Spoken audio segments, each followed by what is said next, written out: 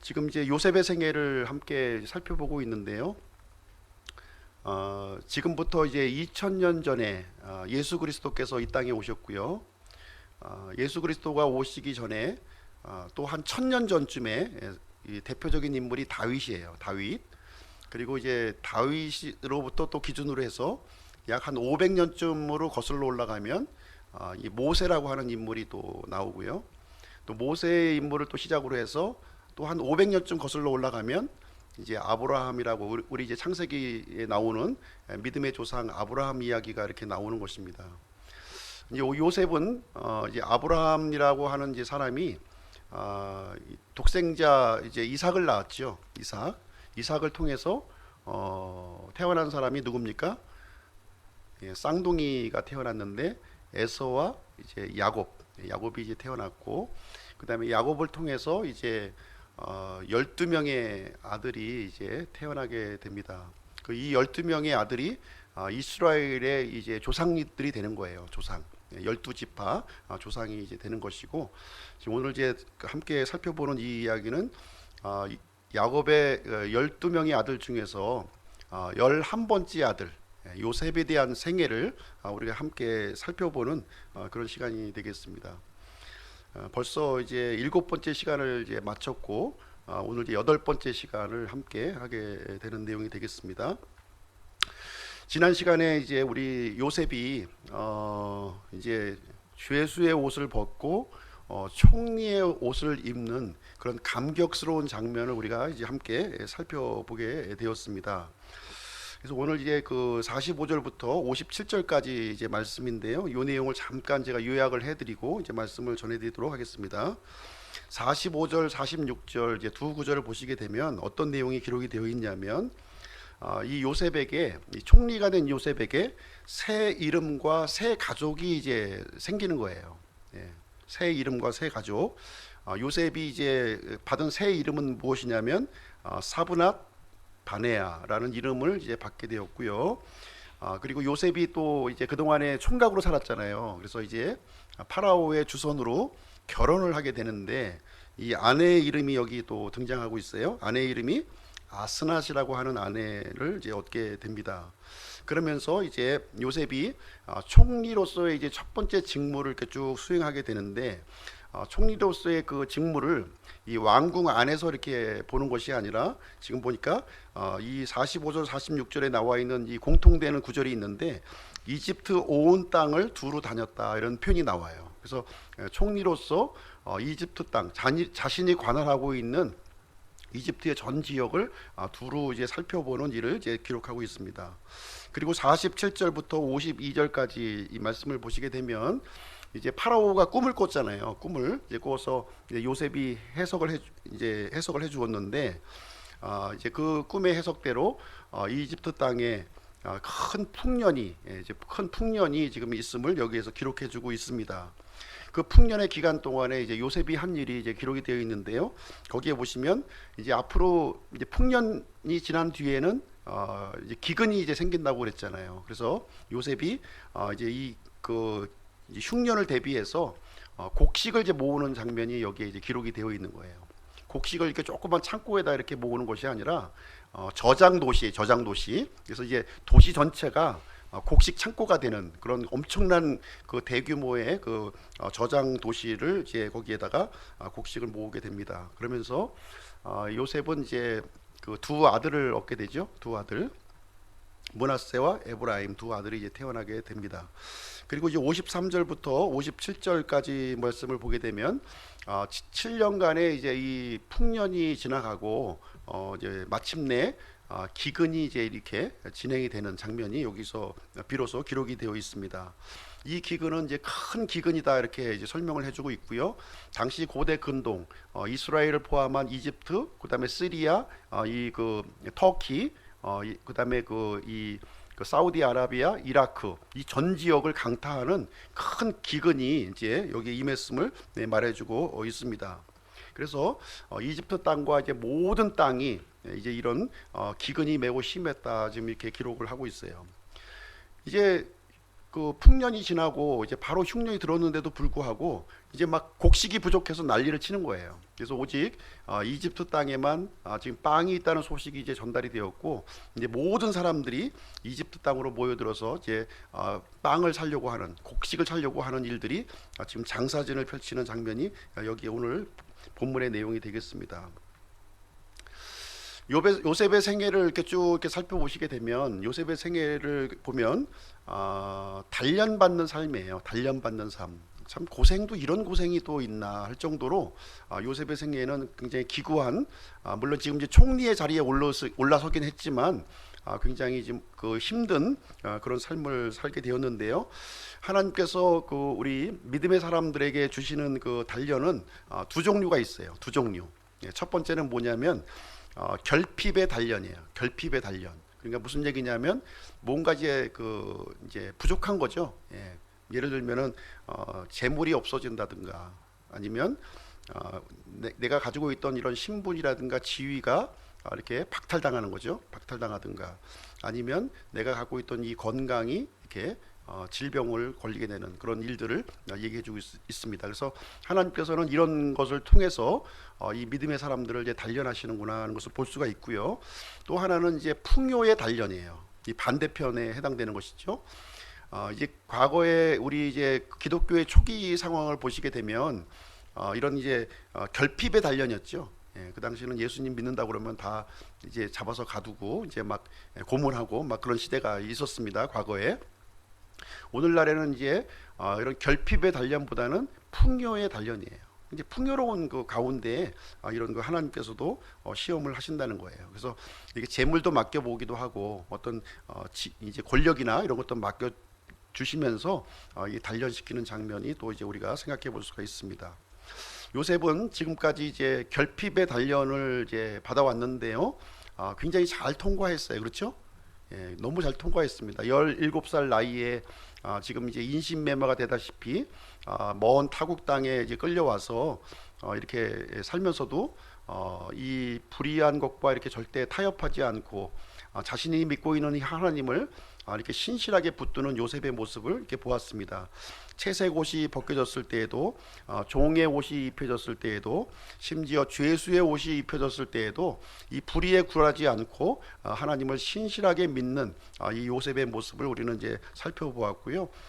요셉은 이런 어려운 상황에서도 굉장히 적극적으로 하나님을 이렇게 함께하는 그런 모습을 이제 보여주었고, 또 하나님께서는 이러한 요셉에게 형통한 삶을 이렇게 좀 보답하시는 내용을 우리는 이제 보게 되었습니다. 물론 이제 지금까지는 요셉이 이런 그 재물의 형통함은 아니었어요. 재물의 형통함은 아니었고 하나님께 이렇게 함께하는 형통함이었고, 그래서 하나님으로부터 인정받고 또 주변 사람들로부터 인정받는 그런 형통함을 누리게 되었습니다.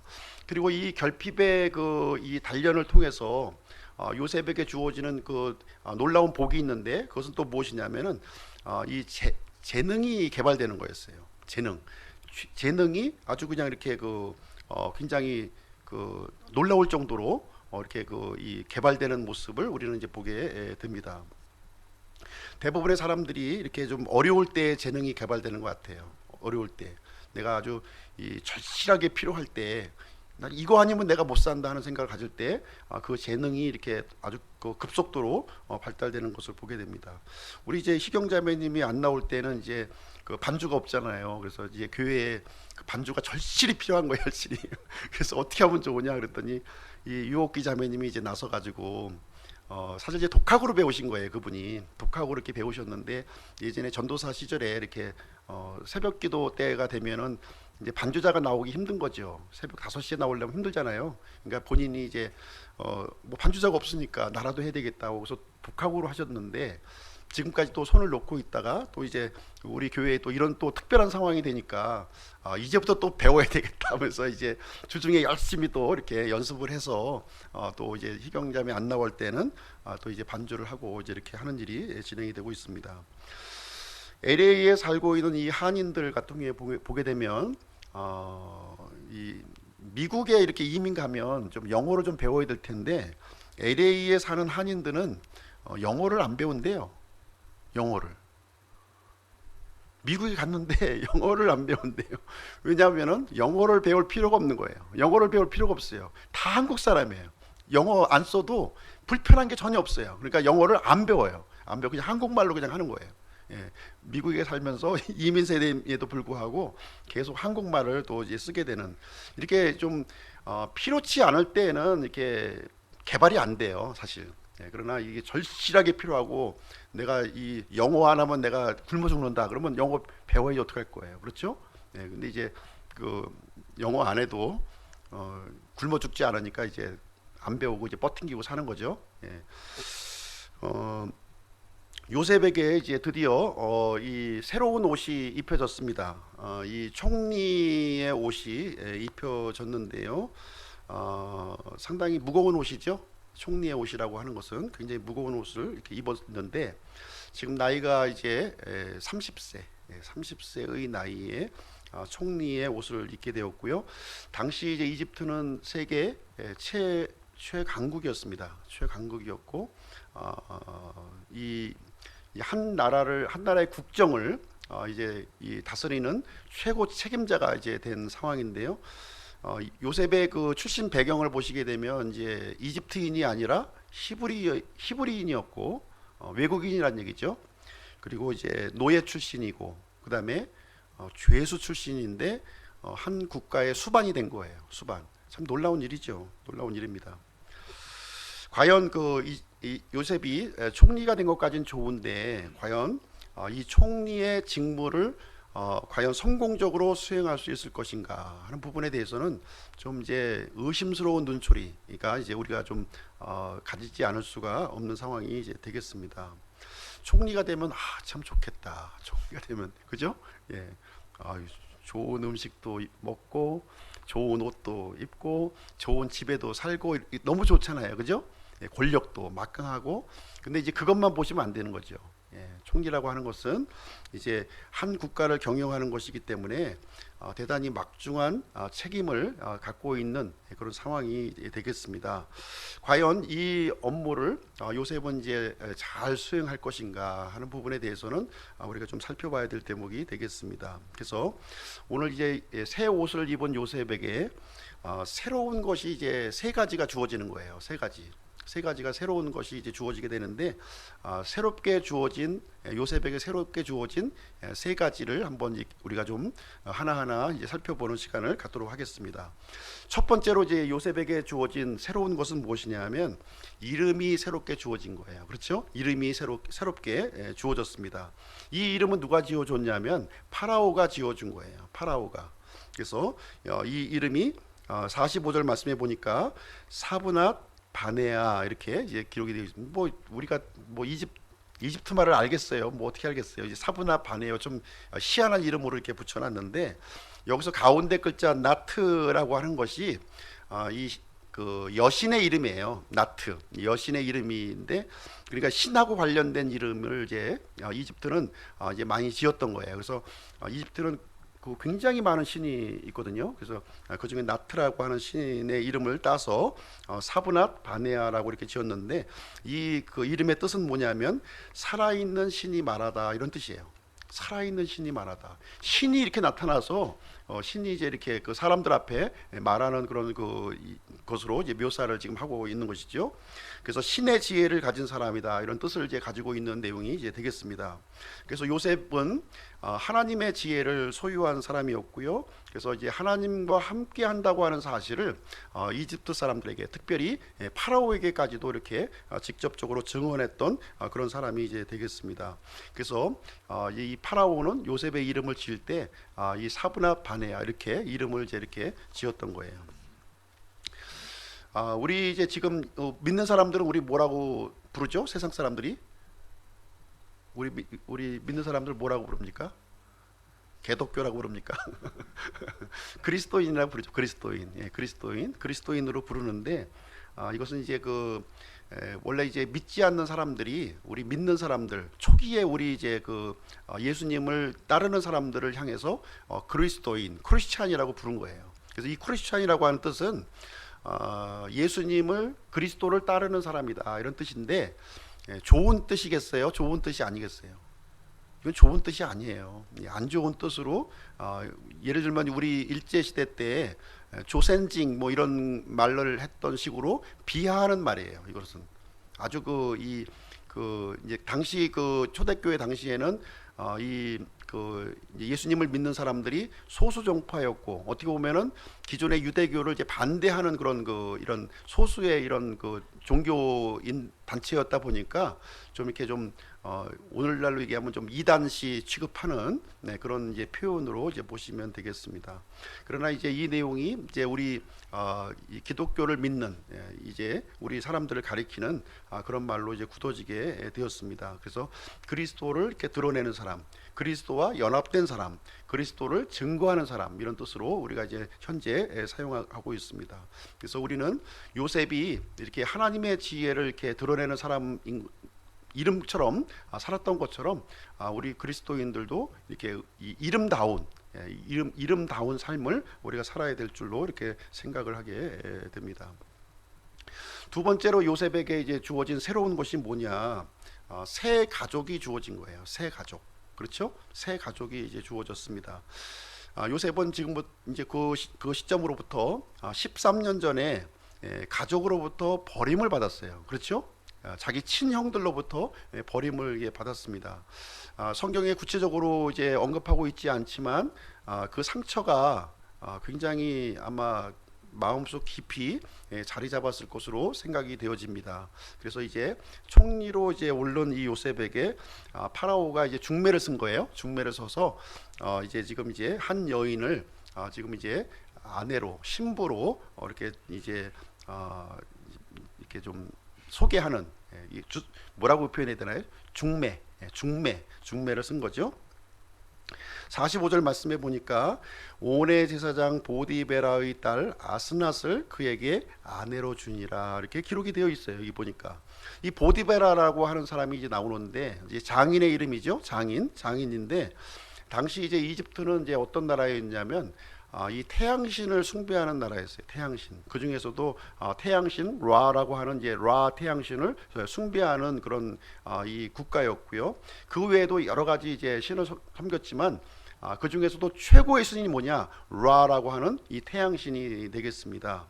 그래서 이 태양신을 숭배하는 제사장이었다는 거예요. 예. 태양신을 숭배하는 이제 이 제사 의식을 이제 집행할 거 아니에요. 거기에 최고 책임자. 당시에는 이제 이 이집트가 그 신정 국가였기 때문에 이 정치와 종교가 이렇게 합쳐져 있는 그런 사람이었고, 그래서 이제 최고의 제사장이라고 하는 것은 거의 이제 파라오와 거의 버금가는 그런 신분에 있는 아주 최고 권력자인 거예요. 그래서 그 최고 권력자의 딸 그 아스낫하고 이제 이렇게 결혼을 하게 되는 이야기가 기록되어 있는데, 여기서 온의 제사장 이렇게 표현하고 있는데 온이라고 하는 것은 이제 지역 이름입니다. 이집트에 있는 지역 이름이에요. 지역 이름인데 이 온이라고 하는 것은 당시 이집트의 수도입니다. 수도. 지금은 이제 카이로지만 이제 온이 그 당시의 수도였고, 이 온이라고 하는 도시는 나중에 헬리오폴리스라고 하는 이름으로 지금 바뀌어지는데 태양의 도시예요. 태양의 도시. 태양의 도시 많이 들어본 또 이름이 또 뭐 드라마 중에 그런 게 있었죠. 태양의 후예라는 게 또 있었는데 예, 태양의 도시라고 하는 뜻을 가지고 있는 헬리오폴리스라고 하는 도시로 바뀌어지는 원 도시가 온이라고 하는 도시가 되겠습니다.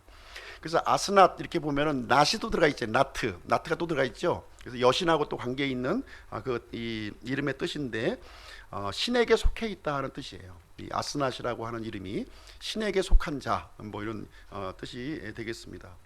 여기서 우리가 좀 생각해 볼 게 뭐냐면은 이 믿음 좋은 요셉이 지금 이 태양신을 섬기는 제사장의 딸과 과연 결혼할 수 있는가, 이런 의문이 좀 이제 생길 수가 있을 법도 한데요. 근데 요셉의 경우에는 지금 이제 선택할 방도가 없는 거죠. 예, 지금 이 믿는 뭐 이런 사람이 주변에 있는 것도 아니고, 지금 이제 노예로 팔려와서 지금 이제 이런 상황이다 보니까 선택할 여지 없이 이렇게 이제 이방 여인을 이제 아내로 맞이하게 되었는데요. 이 내용은 요셉은 이제 그 예수님을 예표하고 있거든요. 요셉은 예수님을. 그래서 이제 앞으로 이제 구원자 이 예수님께서 교회를 신부로 삼으시는 것을 예표로 하고 있는 거예요. 이 마귀에게 속한 자, 이 이교도의 딸을 이제 이 신부로 맞이하는 것을 통해서 이 하나님의 이 그 집안으로 이렇게 받아들이는 이런 일을 하나의 그 예표, 그림자로서 지금 보여주는 것이다, 이렇게 이해할 수가 있겠습니다. 그래서 우리가 이제 이 내용을 이제 어떻게 이제 생각을 해볼 수 있냐면, 이제 이 요셉이 아들을 둘 낳잖아요, 그죠? 아들을 둘 낳게 되는데, 아들의 이름이 이제 그 어떻게 되죠? 예, 므낫세와 에브라임, 에브라임 두 아들을 이제 낳게 되는데, 이 므낫세와 이제 에브라임이 이제 그 히브리식 이름입니까, 아니면 이집트식 이름입니까? 히브리식 이름이에요. 예. 아들의 이름은 그 자신의 믿음을 따라서 히브리식 이름으로 들은 거예요. 그래서 이제 요셉이 이렇게 어떻게 보면은 이제 이렇게 그 이방 여인에게 이렇게 자신의 믿음을 버리고 이 결혼을 했다고 하기보다는 이제 이 이방에 속한 이 여인을 이제 하나님을 믿는 믿음 가운데로 이렇게 구출했다고 보는 것이 맞다고 볼 수가 있겠습니다. 그래서 이제 이 요셉이 아들의 이름을 므낫세라고 이제 첫째 아들을 이름을 지었는데, 첫째 아들의 이름이 뜻이 뭐냐? 잊어버린다고 하는 뜻이에요. 잊어버린다. 과거에 참 이 슬픈 기억들이 많잖아요. 예, 요셉이 종살이도 했었고, 또 형들로부터 이렇게 버림받기도 했었고, 또 이렇게 억울한 누명으로 또 감옥살이도 했었고, 이런 부분을 이 므낫세라고 하는 아들을 이제 통해서 이제 다 좀 잊어버리고 싶다, 이제 이런 뜻으로 이름을 이제 짓게 되었습니다. 그리고 둘째 아들 이제 에브라임을 낳게 되는데, 에브라임의 뜻은 어떤 뜻이냐면 두 배의 축복이라고 하는 뜻이에요. 두 배의 축복. 예, 번성한다, 창성하다, 이런 뜻을 이제 가지고 있습니다. 이제 과거의 이런 그 슬픈 기억들을 다 잊어버리고 이렇게 번성하는 삶, 풍성한 삶을 여기서 이제 아들의 이름을 통해서 우리에게 이제 알려주고 있는 내용이 되겠습니다. 이것은 이제 요셉의 심정을 아마 이제 이 두 아들의 이름을 통해서 이제 담겨 놓은 것이 아닌가, 이런 생각을 우리가 가져보게 됩니다. 그래서 요셉을 통해서 이제 과거의 모든 일을 잃어버리고 이제 번성함을 이제 누리게 되는 그런, 앞으로 이제 우리 메시아께서 하실 그 미래의 일들을 예표하고 있다, 이렇게 봐도 무방하겠습니다. 세 번째로 요셉에게 주어진 세 번째 내용을 한번 우리가 좀 생각을 해보도록 하겠습니다. 요셉에게 주어진 세 번째 새로운 것은 무엇이냐면 이제 새로운 사명이에요. 새로운 사명. 그러니까 다시 말하자면 새로운 임무가 요셉에게 이제 부여가 되었다고 하는 사실이에요. 총리의 임무가 이제 부여가 된 것이죠. 그래서 그 동안에는 보디발의 종, 감옥의 죄수로 이제 있었는데, 이제는 한 나라의 총리의 직무를 이제 담당하게 되었다, 이렇게 말씀을 드릴 수가 있겠습니다. 그래서 파라오가 요셉에게 새 옷을 이렇게 입혀 주었는데, 이 새 옷은 새로운 신분, 새로운 신분, 그리고 새로운 이런 그 사명, 임무를 이제 의미한다, 이렇게 이제 보시면 되겠습니다. 그럼 요셉의 사명은 무엇일까요? 요셉의 사명. 요셉에게 지금 주어진 이 사명은 이게 7년의 풍년과 7년의 흉년이잖아요. 근데 이 7년의 흉년으로 인해서 이집트는 이제 멸망할 그런 상황에 놓여져 있던 거예요. 앞으로 미래의 예견이. 그래서 요셉을 총리로 삼아서 이집트를 이렇게 다시 살리는 일을 지금 이제 그 임무가 부여받게 된 내용이 되겠습니다. 모든 사람들이 이제 이집트 그 파라오의 궁궐에 있는 그 사람들이 요셉의 일거수일투족을 아마 쳐다보고 있었을 거예요. 좋은 눈으로 쳐다볼까요? 아니면 좀 쌍꺼풀을 진 눈으로 쳐다볼까요? 좀 이제 쌍꺼풀 진 눈으로 이렇게 쳐다보고 있었을 것으로 생각을 합니다. 과연 뭐 파라오가 이렇게 극찬하는 저 이제 어떻게 보면 30살 나이잖아요. 30살 나이면은 저 풋내기 애송이가 과연 어떻게 할 것인가 하는 부분에 대해서는 아마 이제 예의주시하고 있는 그런 상황이 이제 되겠습니다. 그러면 이제 요셉이 과연 어떤 일을 했는가 하는 것을 이제 한번 오늘 본문의 말씀을 통해서 이렇게 살펴보시게 되면 45절, 46절 이렇게 내용을 보시게 되면 이 반복되는 두 단어가 있어요. 반복되는 두 단어가 뭐냐면 요셉이 나가서 이집트 온 땅을 돌아보니라 이렇게 하면서 두 번 반복하는 내용이 나와요. 그래서 이 요셉은 총리가 되자마자 왕궁 안에서 어떻게 이런 어떤 대접을 받으려고 하는 것이 아니라 이집트의 온 땅을 지금 돌아보는 순찰을 하는 내용을 1차적으로 이제 진행하고 있어요. 오늘날 이제 정치인들도 보면은 이렇게 고위직에 올라가면 이렇게 쭉 한번 돌아보잖아요, 그죠? 민생 시찰한다고 형식적으로 돌아보는데 요셉과 같은 경우는 진짜 필요한 것이 무엇인가, 이집트 사람들에게 진짜 필요한 것이 무엇인가 하는 것들을 자신이 섬길 내용이 무엇인가를 이렇게 생각하면서 돌아보았을 것으로 생각을 합니다. 오늘날에는 이렇게 지하철도 있고 좋은 차도 있고 한데 당시에는 그런 게 어디 있어요, 그죠? 이 험준한 땅에 이제 마차에 의존해서 이제 돌아야 되는 그런 상황을 이제 우리가 생각을 해볼 수가 있겠습니다. 그래서 요셉의 특징을 보면은 이제 섬기는 사람이잖아요, 그죠? 섬기는 사람이었어요. 아버지 집에 있을 때도 섬기는 사람이었고, 그리고 보디발의 집에 있을 때도 섬기는 사람이었고, 죄수로 있을 때도 동료 죄수를 섬기는 사람이었고, 지금 총리가 되었을 때는 과연 어떻게 할 건가? 이제 그동안 섬겼으니까 나는 이제 섬김을 받아야 되겠다 이렇게 생각한 것이 아니라 여전히 자기는 총리가 되었어도 내가 섬겨야 될 일이 무엇인가 이렇게 생각하는 그런 사람이었다는 것을 이제 보게 됩니다. 요셉은 이제 큰 일 작은 일 가리지 않았던 사람이에요. 그래서 큰 일이 맡겨지면 내가 섬겨야 될 일이 더 늘어나는구나 이렇게 생각했던 사람이에요. 섬겨야 될 일이 늘어난다 이렇게 생각을 했습니다. 그리고 요셉의 경우는 지금 본문의 말씀을 통해서 보시게 되면 이 7년간의 이 풍년의 기간을 아주 잘 관리하는 모습을 우리가 보게 돼요. 그렇죠? 큰 도시를 이렇게 만들어서 거기에 곡식을 저장할 수 있는 도시를 만들어 가지고 거기에 이제 곡식을 5분의 1의 소출을 다 이제 세금으로 받는 거잖아요. 받아 가지고서 그 곡식을 이제 저장하게 되는데 참 이 헤아릴 수 없는 곡식이 거기에 이제 저장이 되고 있는 그런 상황을 이제 보여주고 있습니다. 일반적으로 이제 풍년이 이렇게 지속이 되면 사람이 이제 어떤 생각을 가지게 되냐면 좀 느슨한 마음을 가져요. 그렇죠? 돈 좀 생기고 이렇게 좀 여유가 생기면 해외 여행도 좀 가야 되겠고 좀 그동안 못했던 거 좀 하고 싶고 이런 마음이 드는데 요셉은 그렇지 않았어요. 왜냐하면 이 7년 후에는 흉년이 올 것을 알았기 때문에 철저히 흉년을 준비하는 이런 모습을 이제 보여주게 됩니다. 이런 모습은 개인이나 국가나 똑같아요. 마찬가지입니다. 이런 이 풍년의 기간, 우리가 좀 위기 관리도 중요해요. 그렇죠? 위기 관리도 굉장히 중요한 일입니다. 그런데 이런 풍년의 기간을 잘 관리하는 것은 진짜 하나님의 지혜가 필요하다는 사실을 우리가 알 수가 있습니다. 어떻게 보면 이 위기 관리도 중요하지만 이미 늦은 거예요. 그렇죠? 문제가 생긴 겁니다. 이거는 어떻게 보면 사후 약방문을 하고 있는 거예요. 이 어떤 손실을 최소화시키려고 하고 있는 것이지, 진짜 중요한 거는 우리가 이 풍년의 기간대에 잘 관리해야 되는 거예요. 그렇게 되면은 위기가 오지 않는 겁니다. 그래서 이 부분을 요셉이 잘 지금 이제 이 감당하고 있는 모습을 우리는 이제 보게 되는 것입니다. 얼마 전에 이제 상습 절도범으로 이렇게 잠겼던 사람이 이제 검거가 되었는데, 이 사람이 이제 과거에 이제 로또 복권에 당첨이 됐다는 거예요. 1등에요. 1등에. 자기는 이제 과거에 1등에 당첨된 사람이다 이제 이렇게 얘기를 했는데, 실제 확인해 보니까 1등에 당첨된 거예요, 진짜. 이 상습 절도범인데 2006년 20대 한 중반 때에 로또 1등에 당첨이 됐었던 사람이었는데요. 당첨금이 그 당시 얼마였냐면 얼마였을 것 같아요? 예? 예. 예?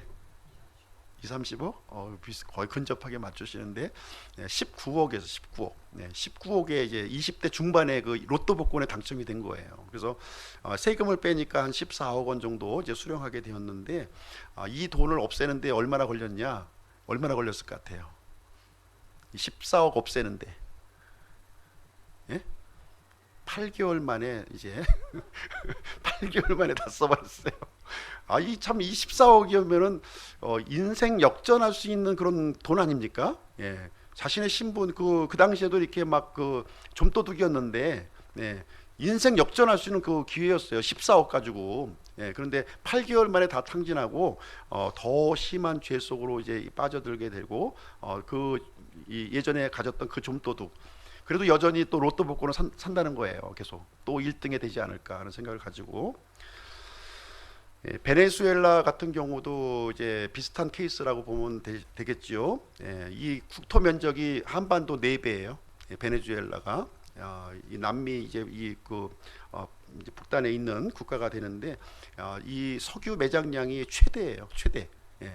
이 국가가 지금 이제 완전히 최빈국으로 지금 이제 떨어지게 되는 우리 모습을 우리는 보게 됩니다. 작년 같은 경우에는 우리가 인플레이션을 겪었는데 보통 우리가 인플레이션 10%만 해도 뭐 진짜 뭐 난리가 났잖아요. 예? 근데 이 베네수엘라라는 나라는 인플레이션이 작년에 얼마큼 이제 뛰었냐면 얼마쯤 됐을 것 같아요. 많이 뛰었는데 예? 인터넷을 거의 안 보시는 것 같은데 13만 퍼센트. 13만 퍼센트. 13만. 100%도 아니고 13만 퍼센트. 그래서 이제 라면 하나 사러 가려면은 리아카를 끌고 가야 돼요, 돈을. 계속 돈을 찍어 가지고서 이렇게 했고요. 근데 이제 달러가 없으니까 물건을 사오지 못하는 거예요. 그래서 품귀 현상이 일어나 가지고 아주 초고속 인플레이션을 이제 겪게 되고 전 국민이 지금 이제 거지로 전락이 된 거예요. 거지. 그래서 지도자 한 사람 잘못 만나가지고 완전 거지로 전락하는 이야기를 우리는 이제 보고 있습니다. 이 요셉의 경우는 지금 이제 자신의 이 권한을 이 총리면 막강하잖아요, 그죠? 이 막강한 이 권한을 사적인 용도로 사용하지 않았다는 거예요. 사적인 용도로. 만약에 여러분 같으면은 이제 요셉과 같이 총리가 됐으면은 제일 먼저 뭐 하시겠어요? 제일 먼저 생각나는 사람 없습니까? 예? 보디발의 부인 생각 안 나세요? 보디발의 부인 불러야죠. 보디발의 부인 불러가지고 자기 감옥에 넣게 한 사람이잖아요. 감옥에 죄수가 되게 한 사람이잖아요. 그 무고한 그 죄를 뒤집어 씌워가지고 보디발의 부인 불러서 네 죄를 네가 알렸다 하고 해야 되잖아요. 이거를 또 누구 불러야 돼요? 그 자기 이제 좀 부탁한 사람 있잖아요. 꿈 해석하고 잠 맡은 관원. 2년 동안 잊어버렸잖아요. 이 요셉을 불러야죠. 불러서 네 죄를 네가 알렸다 해야 되잖아요. 또 누구 불러야 됩니까? 지금 가나안 땅에 있는 그 형들 불러야 되잖아요. 한 이집트 군사 한 몇 명 보내면 될까요? 가나안 땅 뭐 그렇게 먼 거리도 아닌데 한 1000명만 풀어가지고 우리 형들 다 끌고 와라. 요 자리에 앉혀라 이렇게 할 수도 있었을 거예요. 근데 요셉은 자신의 이 권한을 사적인 원한이나 이런 것으로 전혀 사용하지 않았음을 우리는 이제 본문 말씀을 보게 됩니다. 총리로 보통 되게 되면 제일 먼저 하는 것이 자기 사람 심는 거예요. 그죠? 반 요셉 다 숙청하고 친 요셉파만 다 요직에 다 앉히는 거예요. 그렇게 하지 않습니까? 요즘에 그렇게 하잖아요. 근데 요셉은 그렇게 하지 않았다는 거예요. 또 적폐청산, 남이 한 건 다 잘못된 거야. 그래서 다 적폐청산 모는 거예요. 그러나 요셉은 그런 것을 자신의 권한으로 전혀 사용하지 않았다고 하는 사실을 여기서 우리에게 알려주고 있습니다. 그래서 지도자라고 하는 것은 과거의 일에 얽매이면 안 되는 거예요. 만약에 그것을 복수를 한다면 복수는 또 다른 복수를 낳을 수밖에 없는 것이고 계속 반복되는 역사를 우리는 겪을 수밖에 없는 것입니다. 그래서 바른 지도자는 미래를 바라봐야 돼요. 미래를 준비하고 미래를 계획하는 그런 지도자가 되어야 할 줄로 생각을 하는 것입니다. 그래서 요셉은 이 미래에 집중한 미래를 집중했고요. 미래를 준비하는 그러한 일을 철저하게 진행을 했습니다. 그래서 이 이집트를 이 기근 기간 동안에 살리려고 하는 그 막중한 책무를 한시도 잊지 않았고 그 일을 진행하고 있었습니다. 그래서 이제 대부분의 사람들 이렇게 보면 이렇게 고난을 줘 보면 좀 알아요. 예, 그 사람의 본질이 이렇게 드러납니다. 그래서 이렇게 이 작은 교회 목사일 때는 참 이렇게 겸손했는데 또 큰 교회 목사가 되더니 이제 어깨에 힘이 들어가고 이런 사람들을 또 많이 이제 보게 됩니다. 그러나 요셉의 경우는 시종일관 변함이 없었던 거예요. 예, 변함이 없었습니다. 이렇게 종으로 있었을 때나 죄수로 있었을 때나 또 이 지금 총리로 있었을 때나 전혀 변치 않는 그 모습을 우리에게 보여주고 있습니다. 그래서 우리는 요셉을 통해서 이 지도자의 모습을 우리는 한번 생각해 볼 수 있는 것 같아요. 어떤 지도자가 이제 필요한 것인가. 진짜 이 요셉과 같은 지도자가 너무 필요한 것 같아요. 오늘날에 이런 지도자를 위해서 우리가 기도하고 또 우리가 좀 준비를 해야 되리라 이렇게 생각을 합니다. 그래서 올바른 지도자들은 이 다가올 흉년을 대비하는 이 지도자여야 된다는 거예요. 또 지금의 이 여유 있는 것을 또 이 풍년의 기간을 잘 관리하는 사람이어야 될 것을 우리에게 말씀해주고 있습니다. 결론을 내리도록 하겠습니다. 예. 그래서 우리가 요셉과 같은 지도자가 일어나도록 우리가 기도해야 되겠고요. 참 요셉이 이제 두 아들을 낳았는데 므낫세와 에브라임이었어요. 그래서 과거의 일은 잊어버리고 이 앞으로의 이 두 배의 축복, 두 배의 번성을 이렇게 또 계획하는 지도자가 올바른 지도자라고 생각을 합니다. 그래서 이 올바른 지도자란 하나님을 두려워하는 사람이어야 된다는 거예요. 하나님을 두려워하는 사람이어야 된다. 첫째로. 두 번째는 요셉과 같이 부지런한 사람이어야 되는 거예요. 부지런해야 돼요. 게으르면 안 되는 겁니다. 그리고 세 번째는 요셉과 같이 능력이 있어야 돼요. 능력이 없으면 안 되는 거예요. 능력 없는 사람이 이 지도자가 되면 국가가 망가지는 겁니다. 능력 있는 지도자가 있어야 되는 것이고요. 그리고 이 지도자는 공사가 엄정해야 돼요. 이 사적인 용도로 자신의 권한을 절대로 사용해서는 안 된다고 하는 거예요. 이 공적인 부르심을 위해서 일하는 사람이어야 된다는 것입니다.